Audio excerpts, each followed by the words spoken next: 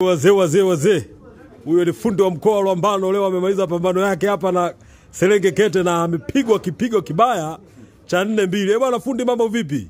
Bwana safi, mambo vipi? Safi bwana, unazungumziaje pambano lako la leo? Bwana, pambano langu kwanza nimshukuru Mwenyezi Mungu kwa sababu tumeanza salama, tumelimaliza salama. Ndio. Ila nampongeza huyu kijana wangu. Ndio. Sababu mimi ndio nilianza kuongoza goli. Nikajua ninampiga goli 6 huyu. Sawa kabisa. Lakini kumbe kijana alikuwa amejipanga, ana pumzi nzuri, ana energy goal balance sawa.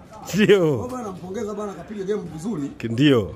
Ushindi wake ni wa halali kabisa. Bwana, neno moja kwa mzamini encyclopedia au differential mkurugenzi huyu. Bwana huyu mkurugenzi bwana, mimi nampa big up sana kwa sababu teacher ndo mzamini pekee hapa Dodoma mwenye sifa zote za kiuzamini. Kwa hiyo mzee nampongeza sana na Mungu ambariki sana kwa sababu ndo tunamtegemea sisi mzee wetu huyu. Haya pamoja bwana, mimi naomba nikukabidhi kombe lako hili la kishungi.